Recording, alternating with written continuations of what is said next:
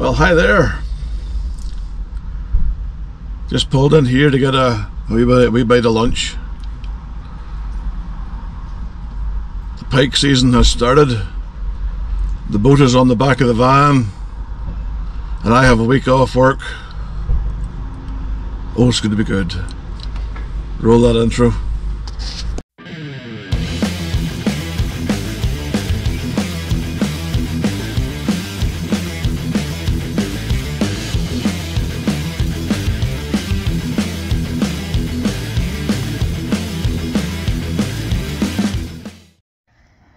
Well, it's Monday morning.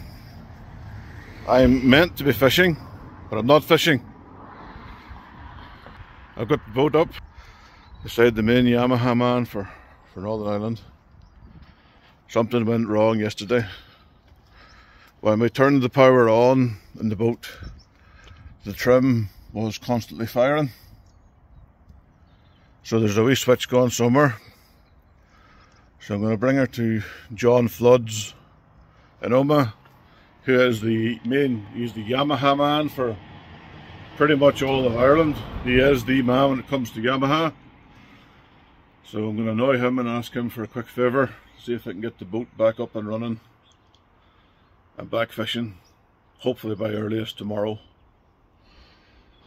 And if that wasn't all, the cursed luck that I have today, while driving home, the lightboard trailer clip must have pulled out of the trailer and got smashed into bits. So it's been a bit of a cursed trip so far. The next morning, we're finally on the water. It's Tuesday. Had some rigmarole getting the boat. I was meant to be fishing with these guys from England, the creme de la creme of the Pike Angling Club of Great Britain and Northern Ireland. One of them's currently hiding at the bottom of the boat. He doesn't want to be on camera. He's awesome for he does awesome publicity, so he does. He's really good. He's the face of the PAC, but you don't want him on the camera. Keep the kids away from the fire. This is the first proper session on the boat. And let me tell you, it's been a fucking drama getting here.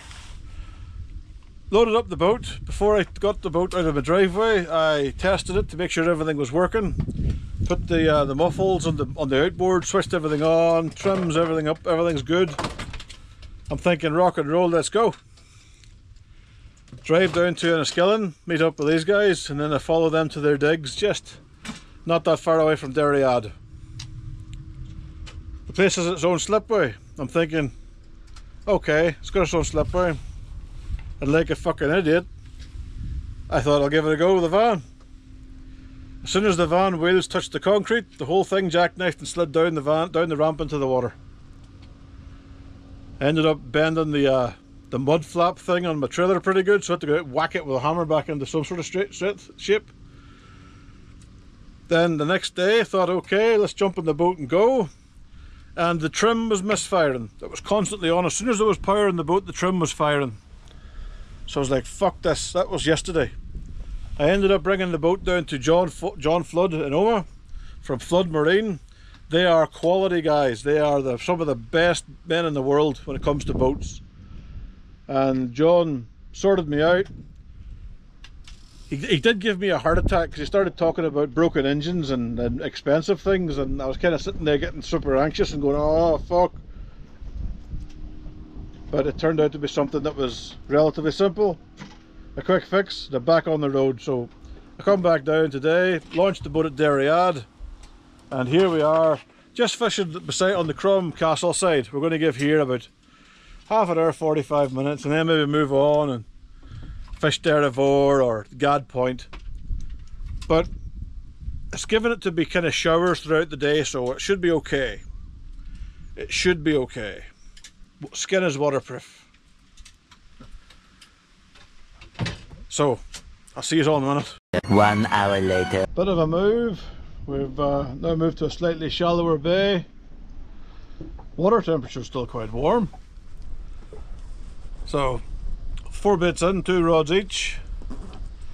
It's Yes, I'll be honest with you. I'm not a boat. I'm not a navy guy at all.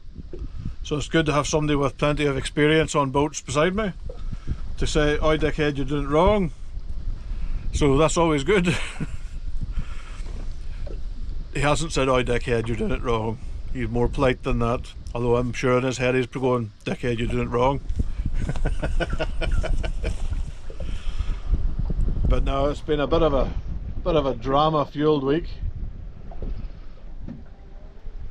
But there's some little bits and pieces to get for the boat, like a couple of little cleats and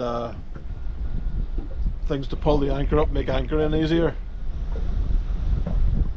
When I was in with Flood Marine yesterday, I spoke with them and I got some detergent to clean the boat, and let me say, the Loch Earn bottom is mud and it's horrible. So you need to give the boat a good wash. Well, that'll happen on Friday. You guys are heading off on Saturday, aren't you? Saturday morning. Yeah, so Friday it'll be Operation Recover the boat back to Omagh, and then on Sunday it's Operation Take the boat and the trailer to a man that's going to do a full service on the trailer, do some work to make sure that it's tip top for the roads, because they you know, it's okay that the trailer, it's a trailer, but you need to look after the bearings. You need to be able to grease the bearings. So I'm looking at getting a couple of those buddy bearings that fit over the bearings of your tires, so you can give a quick squirt of grease every trip. There's no such thing as too much grease on a trailer. But I am enjoying having the canopy and the wind kind of be diverted away from me with the canopy.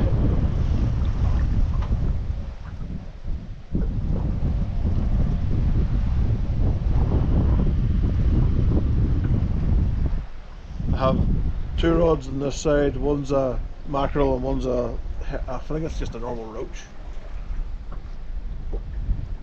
But let's see if the pike make an appearance. Day 2. Day 2! Let's see if we can actually catch some fish today. Just then. It's not a blank. Face of the PAC is doing it again, catching jacks. Getting tangled in the net. Yeah, that's per usual, it's tangled in the net. But it's not a blank. Well, this is the end of day 2. It's not been a blank. We've caught a fish each, so it's 2 fish to the boat. But it's a bit weird because we've been moving about the Upper Earn and it's a bit strange. Nobody seems to be catching fish. I mean, I've got some friends that's out in other boats and they're not catching anything either, so it's a bit weird, but the search continues. We'll be back at it tomorrow. Meanwhile.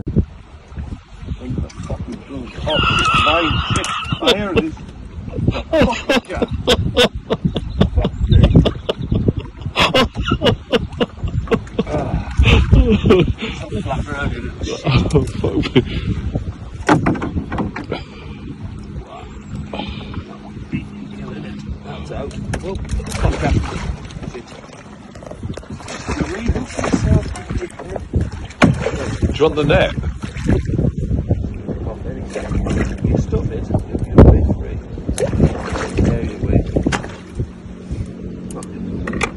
Day 3. So, YouTube, day 3.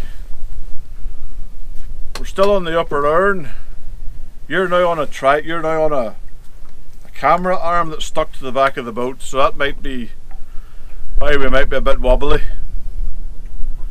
And I have no idea if this microphone even picks me up, but I'm giving it a go.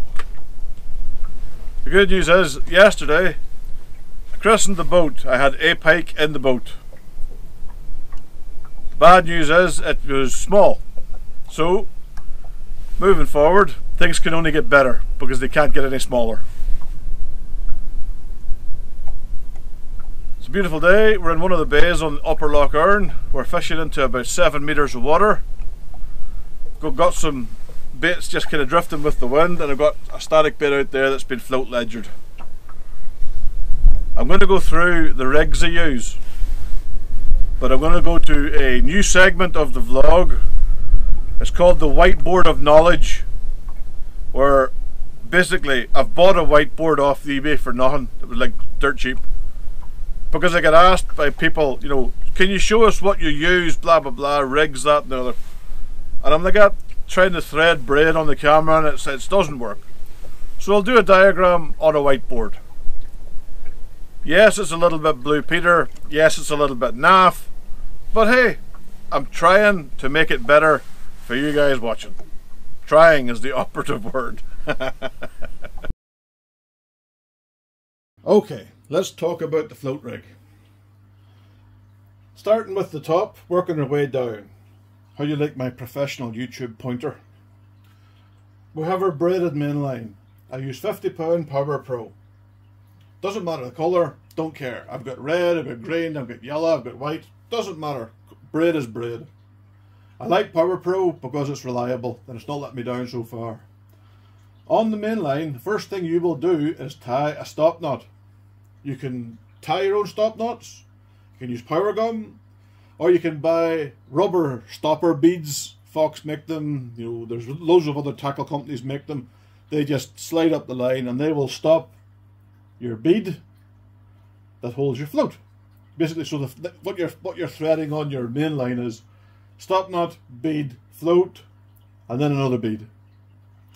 Then you tie your main line to your up trace. Now I like up traces because if I'm fishing with something that's on a river and maybe a bit of current hits the bait, or the wash of a boat going past hits the bait, and this bait ends up getting moved up in the water column, it can't get tangled in mainline. It's going to get tangled in the trace, so it won't get bit off.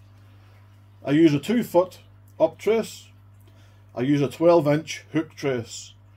So people, this isn't me saying go and use 12-inch hook traces. This is me saying I only use a 12-inch hook trace when I've got a 2-foot up trace above it. The weight is one of these. Let's see if they get these are from Preston Innovations. This is the way they come out of the packet. You know, you'll see that there's a slit in them. The slit is good. Let me just set this down here and try and get it closer to you. Right, so this will be on your up trace, or rather, Alex, where did that go? Professional YouTuber. Right, this little plastic stem is on your up trace. It's locked on the bottom swivel. Come on, focus. Right, your bottom swivel of your up trace will fit into there. You then slip on your weight over the trace. You then put this little rubber sleeve down, and that is your weight. Now, nobody ever wants to break off and leave hooks in a fish. Nobody ever wants to do that. And every time I go fishing, my aim is that I do not leave hooks in a fish. That's why I use 50-pound braid as the lightest I use. There's places I'll fish that I'll use 80-pound or even 100-pound braid. My mission is, once I put a bait in the water, is I want to get that bait back. I want to get those hooks out of the water. Because this weight is mounted to the up trace, say you've some arsehole in the jet skis run over you and cut you up and you've lost your end gear, this weight will be still fixed to your up trace. Well, see if we can do this. This might be hanging on the bottom and the pike will drag it. It'll then knock it off and drop off, and all the pike will be left with is the trace. Now again, I'm clarifying, you don't want to leave traces in fish. You should be setting out at the end of every day to have all your traces out of the water. You should be taking them home with you. Don't leave them in the grass, because dogs will find them and people will trip on them and wildlife will get fucked up. Take them home. But that is how I make my, that's how I use an up trace with a weight on the up trace. People ask this question a lot. So there is my basic float rig. Now you can chuck that out in margins. You can basically adjust the stop knot for how deep you want to fish. It's dead easy. That's my basic float fishing rig. I hope that makes sense. If you have any questions, ask me in the comments below. Right, float ledgering. Again, excuse the drawing. I'm doing this kind of in my bare feet in my garage, trying to get it done before I have to go and take the baby out to do a pumpkin patch thing. Anyway, float ledgering. Pretty much we're using the exact same thing as what we were for the basic float rig. The only difference is, instead on our up trace, there's a bead that stops one of these. This is a ledger stem. This is a ceramic. This is made by Catfish Pro, but you can get them off Eddie Turner. His link will be in the description below. This basically slides up and down the line, and it's wide enough that it'll fit through the swivel up here. So, say you're fishing and you want to do some ledgering. You basically make your stop knot. Say you're fishing 10 feet deep.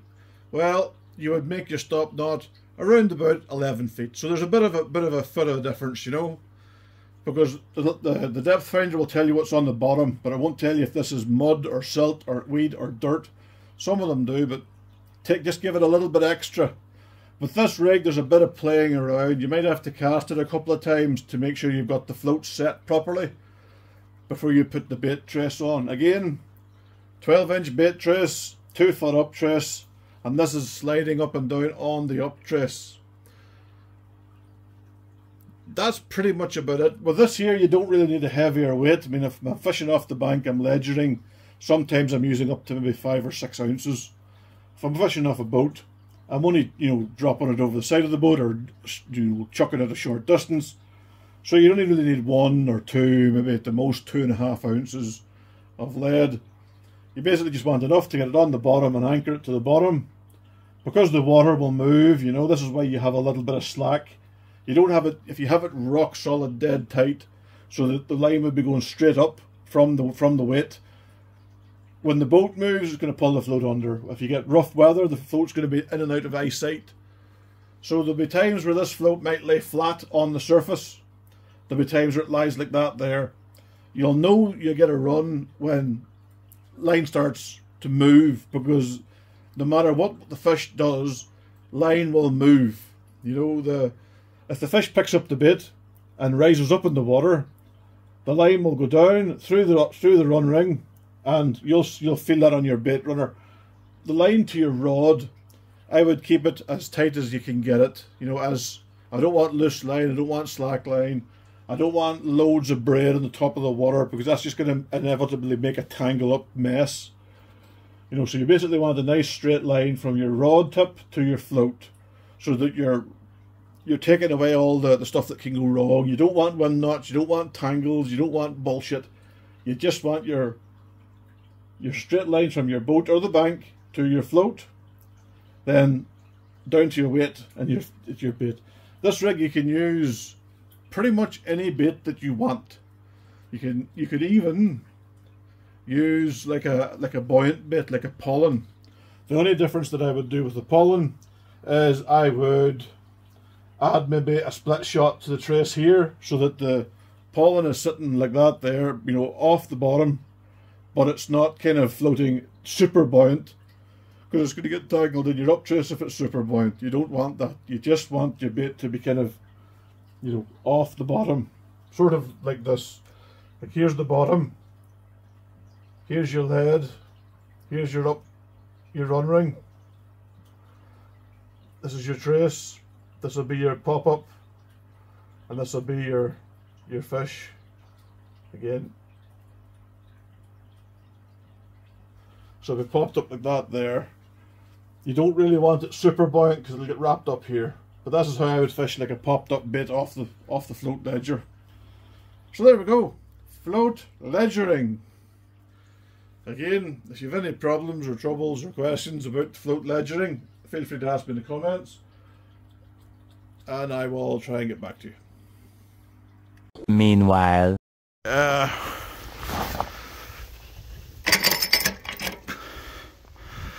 That's suboptimal. Let's get that fixed. So yeah, the the roller in the middle of the trailer. Let's talk about the roller in the middle of the trailer.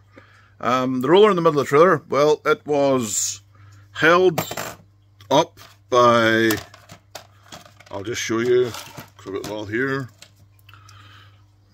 Sorry, these trailer lights are these lights are killing me. These nuts, they're not nylock nuts, they're just random nuts. One of the nuts had all three of them still screwed. The bolts just worked loose. The other one had no nuts at all. So what I did was I went to the local hardware store, a very nice shop in the middle of Lisnaskea, and they had these things. These are 4 centimeter by 4 centimeter, and I don't know how thick they are. I didn't measure how thick they are, but they're basically like big square washers. I've no idea what they're for, but 9 of these stacked up on top of each other was enough to make the same distance as the random assortment of nuts and washers. And I figure because these are 4 centimeters by 4 centimeters, 2 stacks of these holding up the roller in the middle of the trailer would be a bit more sturdy than, you know, 3 random nuts holding up the center of my boat. The rubber roller itself had split, so purely to get me home, I Gorilla Glued it together. And from the photographs I'm about to show you, the Gorilla Glue is actually surprisingly held, testament to Gorilla Glue. So I just have to replace the roller with another one. They're not expensive to buy, you know. But the trailer's going off tomorrow, which should be Sunday, to a guy that's going to swap out all the bearings. He's going to replace all the brakes. He's going to give the trailer the best advice I ever had from trailers is when you're buying a boat and the trailer comes with the boat, treat the trailer like you treat your ex-girlfriend. And let me explain that further. Would you trust your ex-girlfriend? No. So don't trust the trailer. Take it to a professional. Get somebody professional to look out for it and give it the once over. If you're mechanically minded and if you're, you know, capable and physical and willing and able to do all the stuff that the trailer needs, fine. Have at it. Physically, I could do the stuff. Yeah. It's just, you know, replacing bearings, packing the grease, brakes. I've never done brakes before in my life, so I probably should take it to a mechanic and get the brakes looked at. So I'll take it back. No, I'm not physically capable of putting the brakes on my trailer. So I'm taking it to somebody who is physically capable of putting brakes on my trailer. He's also going to put body bearings on the axle hubs so I can squeeze marine grease, marine resistant, water resistant grease.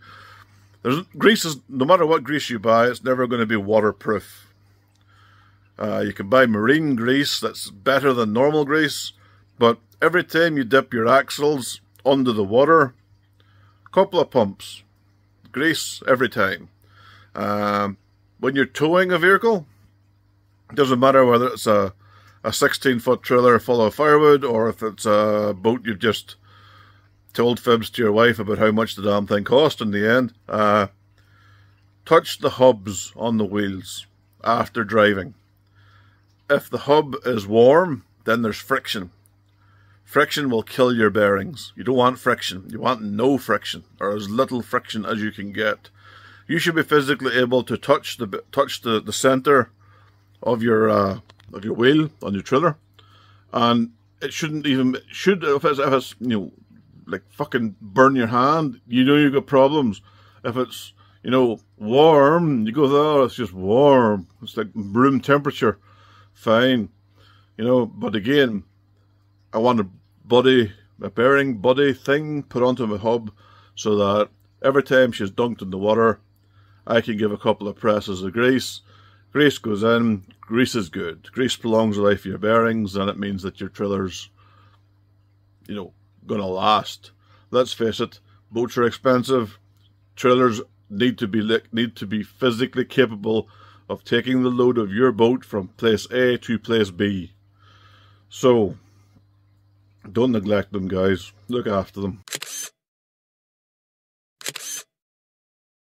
I know the video isn't exactly chocked full of pike. It was a hard week. It was a hard week. John did better than me. He had one more pike than I did. But everyone that we were there with only caught jacks. Like I said, the water temperatures are sitting at about 12 to 13 degrees then. We went over a shoal of silverfish just below Crom Castle that was easily 150 metres long. Easily. We stopped and fished on top of it and no pike turned up. The thing with those shoals of fish, in the colder weather, those shoals of fish get pushed into holes, the deeper holes. Like the places that are like 6 metres deep and places like that there. So, try not to get blinded by these lights. These garage lights are a bit bright. So, we need kind of colder weather. Now, I'm going out this weekend in the boat. So, I'm going to go out and I don't know where I'm going to go just yet, but I know I'm going out. I'm in the garage at the minute, kind of sorting out gear and trying to find a... It's awesome. I know I bought 90 metres of anchor rope, but fuck knows where it's went to.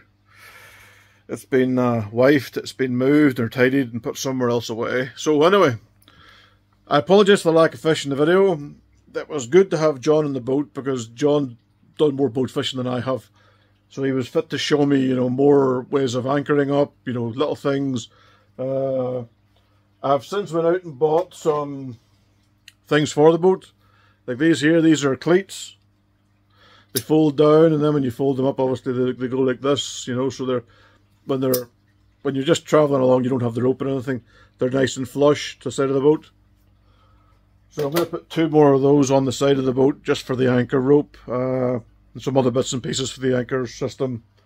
The trailer that went to pieces, well, it didn't go to pieces. Parts of the trailer failed. You know, I've went out and done things like, you know, buy new rollers for the trailer. I think these might be too big. These are to replace the roller that split. I kind of deliberately went for the aggressive V so it'll catch the hull and kind of keep the hull. But I don't know just yet. I'm going to have to check. Hopefully when I have the boat in the water, I can go to the trailer and look at it and say, right, these can be replaced, these can't be replaced. If they can't be replaced, then I know I can get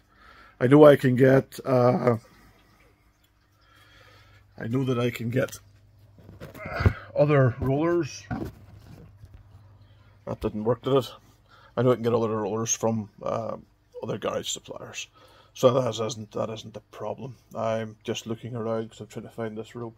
Anyway, thanks for watching the video.